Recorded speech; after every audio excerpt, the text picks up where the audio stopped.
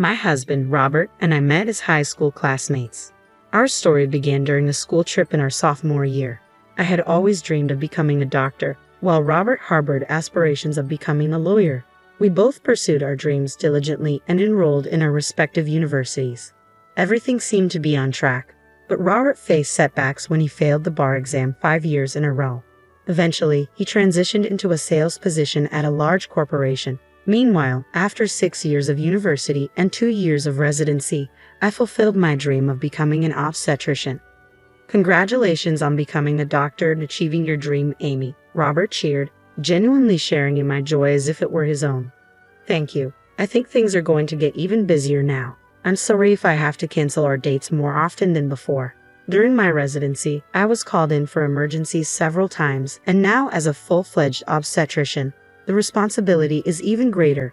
Babies come on their own schedule, so I have to be ready 24/7, 365 days a year. There won't be much time for dates or anything like that," I said, feeling guilty as I explained to Robert. To my surprise, he replied, "So why don't we just get married?" "Huh? Get married?" "Yeah, that way we can always be together. You can go to work whenever you need to. If we have a child and you suddenly have to go to work, I'll support you." Surprised by his unexpected proposal, I found solace in his comforting words. I remember tearfully responding, "Thank you, I really appreciate it. Being an OB-GYN is unique. It's about bringing life into the world. While we treat illnesses too, there's a joy in this field that's unparalleled. It feels like my true calling. I'm 35 now, and I've been practicing as an OB-GYN for 9 years. I've witnessed countless births and delivered many babies.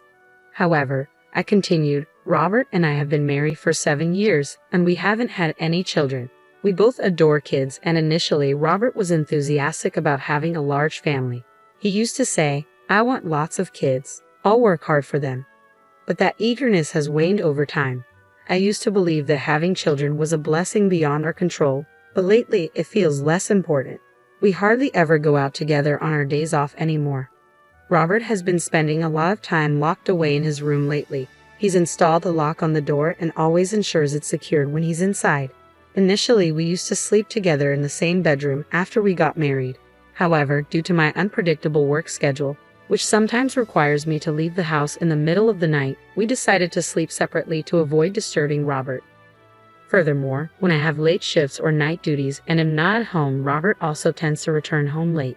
We have a dog at home, and we've set up a pet cam in the living room where the dog's kennel is located. This camera sends notifications to our phones whenever someone enters the house, allowing us to keep an eye on our pet. Both Robert and I are aware of the camera and can access its feed from our phones. One day, during a night shift at work, my phone buzzed with an unexpected notification. It was around the usual time Robert would return home, but something about it felt off. Taking advantage of a break, I quickly glanced at my phone. To my surprise and confusion, it displayed a video showing my husband alongside a pair of women's legs in a skirt. "What is this?" I unintentionally blurted out in the break room. Concerned nurses nearby asked if everything was all right, to which I managed a weak smile and brushed it off as nothing. After that incident, the notifications indicating Robert's return home at his usual time became more frequent on nights I worked late shifts. Each time I checked, only the woman's feet were visible in the videos. Anticipating Robert's usual reaction of feigning ignorance if confronted directly, I began marking my work shifts on our home calendar. On a day when I was off duty, I decided to wait to see who would accompany Robert home. As it turned out, it was my younger brother. Concerned about leaving our dog alone since the first instance I suspected another woman visiting, I had entrusted the dog to my brother's care. I waited in my brother's car for half an hour. True to form, Robert arrived precisely on schedule, accompanied by a woman who walked beside him, their arms linked. Seeing the scene unfold, I expected to feel overwhelmed, but perhaps having my much younger brother beside me kept me surprisingly composed. Without hesitation, I started recording a video with my phone. "My brother-in-law is bold, isn't he worried about being seen by the neighbors?" my brother remarked once I finished filming the two of them entering comfortably through the front door. "Yeah, there must be people watching. It would be strange if there weren't," I replied, nodding in agreement. Glancing around, I noticed it was rush hour, with neighbors returning home. Working irregular shifts, I hadn't previously noticed this, but it suddenly dawned on me that this was the typical time for people to arrive back home. That night, I stayed at my brother's place, enjoying time with my beloved dog before turning in for some sleep. The next day, I decided to pay a visit to a neighbor whom I trusted and shared a close bond with. I asked about Robert and the woman I had seen with him. It turned out that the neighbor had also found the situation suspicious and had inquired about it. Robert had reportedly explained that she was his sister, a response that the neighbors accepted, knowing that I also had a younger brother. With this additional confirmation from my neighbor, I began contemplating when to broach the topic of divorce with Robert.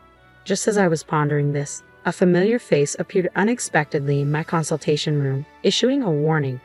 "Thank you in advance," said the woman who entered with a worried tone, whom I suspected to be Robert's mistress. Suppressing a gasp, I quickly composed myself. Switching into professional mode, I calmly stated, "Congratulations, you're 8 weeks pregnant." "Really? That's wonderful, doctor. Do you think it's a girl or a boy?" she asked eagerly. "We can't determine the gender yet, but everything looks good at this stage," I assured her. "Oh, I hope it's a girl. He really wants a daughter," she murmured softly, gently caressing her belly. Without prompting, she continued, "I'm not married yet, but now that I'm pregnant, I'm thinking of persuading him to marry me." "Is that so?" I responded tactfully, careful not to upset her. "Actually, he finalized his divorce just 2 months ago. Traditionally, they say you should wait 100 days before remarrying." "Really?" she replied, surprised.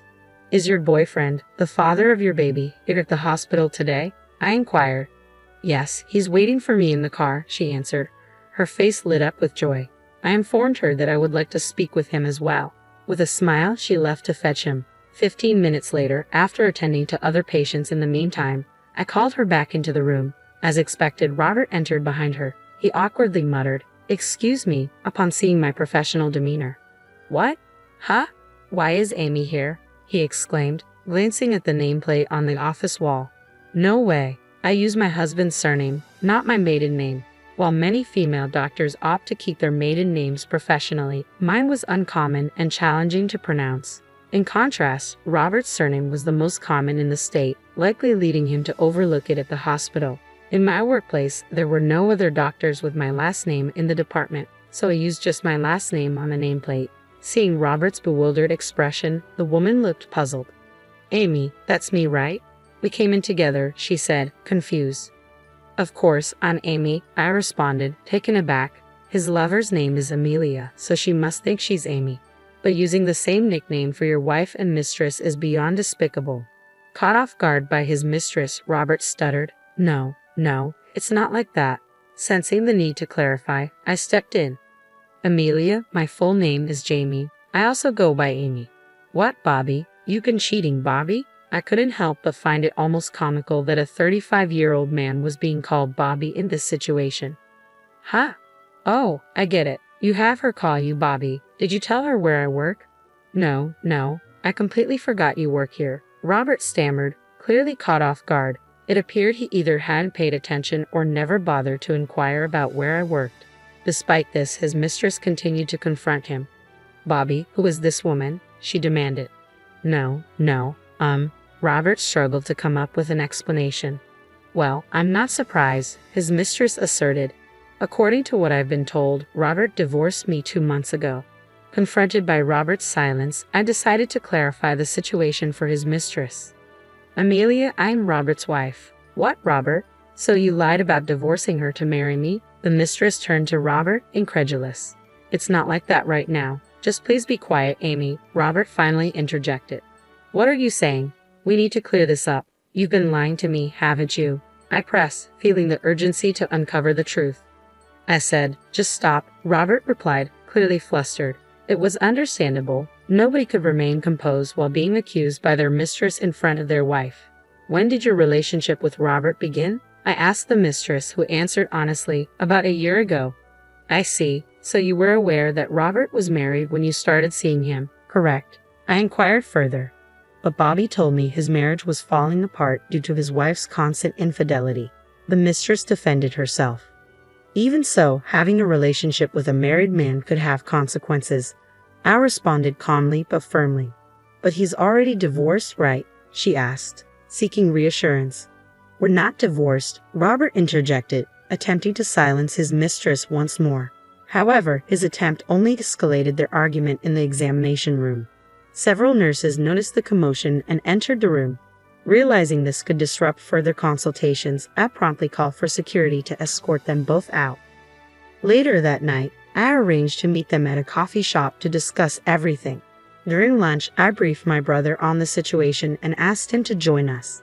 As we sat down together, my brother listened to the whole story intently. Then he asked a question that struck a chord. I know it's a strange question, but why didn't you two have any children? That's it. Thank you, little brother, I exclaimed, hugging him playfully and ruffling his hair like old times. My brother chuckled and pushed me away gently but offered his unwavering support. Let me know if there's anything I can do to help. I'm not afraid of anything anymore. From now on, I'm going to hit them with the hardest punishment. That evening, as we waited for Robert and his mistress at the coffee shop, they arrived and immediately accused me. You're having an affair too, aren't you? At these words, my brother spoke up. Long time no see, brother-in-law. How have you been? Huh? Brother-in-law? You don't mean? Robert stammered, confused. Yes, I confirmed. He was just a teenager when we got married. My brother and I are 9 years apart, and in the 7 years since our wedding, he had matured significantly, making it understandable that Robert didn't recognize him. My brother continued, I'm here today as a witness, so please keep that in mind, fixing Robert and his lover with a sharp, authoritative gaze. A witness? Robert blurted out. What he didn't know was that my brother had become a lawyer specializing in divorce cases. He had been aware of Robert's repeated bar exam failures and had tactfully never brought it up. More importantly, let's continue our conversation from earlier. Here, I brought this. I presented an envelope. Inside was a divorce paper with my portion already filled out. Sing this right now. What a considerate woman, bringing the papers herself, Robert retorted, now looking rather smug as he quickly filled out the papers. Robert's lover, seemingly excited, exclaimed, After 100 days, I can officially be Mrs. CEO. I immediately asked, Mrs. CEO, what are you talking about? Robert said he's the CEO of a top-tier company, she replied, while Robert's eyes began to dart nervously. Yeah, that's right, he mumbled. I couldn't help but burst into laughter. Seeing me doubled over in laughter, Robert's lover looked perplexed. What's so funny? Oh, I'm sorry, I said, catching my breath. Who did you say is a CEO? Robert is just an ordinary office worker, and the house is under my name. Also, there's no waiting period for men to remarry after a divorce. Upon hearing this, Robert's lover was livid. What, Robert? How many times were you going to deceive me? I've had enough. I thought you loved me. Well, I thought you were rich and had a big house. Otherwise, why would it fall for an old man like you? She retorted. Watching the two bicker, my brother and I couldn't help but crack a smile. Now, it was time to send my husband further into the abyss. I swiftly handed Robert some documents. What's this now, Robert? I asked bluntly, tearing open the envelope. As he glanced at the contents, his face turned as pale as a sheet. What is this? He stammered. Do you remember when we had trouble conceiving and got ourselves checked? This is the result from back then. I didn't mention it because I knew it would hurt your ego. Is this mine? He asked, trembling. Yes, it seems you can't have children. So it was the father of the child inside her, I wonder. I replied, my voice dripping with irony. I presented Robert with the test results from years ago. According to the results, he was infertile. I had kept this from him because I believed we could still be happy together, even without children. The other woman, oblivious to her surroundings, began to make a scene. I didn't know you were infertile. Wait, so it's not your kid? Maybe the test results are fake. She hit and snapped at him, yelling, if you're seedless, it's someone else's. I didn't know who the father was planning to marry you because you earned the most. Hearing that, my brother and I were left speechless. As the two of them continued to argue, we tried to calm them down, worried they disturbed the other customers. But they were unstoppable. My brother, being a lawyer, began to explain their situation. I will be demanding compensation from both Robert and his mistress, he stated firmly. The two of them protested, crying, we don't have any money. But that wasn't our concern. My brother informed them that if they continued to complain, he would take them to court. Faced with this threat, they reluctantly agreed to pay. The next day, I promptly submitted the divorce papers and kicked Robert out of my house. Unable to manage on his own, Robert was disowned by his parents and ended up marrying his mistress, Amelia. Desperate for a child, he decided to raise her unborn baby as his own despite not knowing who the father was. Amelia likely figured it would be cheaper to raise the child together and share the burden of the compensation. Robert started working tirelessly to pay off the compensation for both himself and Amelia. Once she gave birth, Amelia planned to put the baby in daycare and find a part-time job. Meanwhile, I sold my house and stayed with my brother until I found a new place. As I was preparing to move into my new home, my brother asked me to stay, but I brushed him off, saying, "You'll never get a girlfriend if I'm around." Of course, I took the dog, and we are now happily settled in our new home. Moving forward, I plan to continue my work and remain dedicated to bringing many more lives into the world.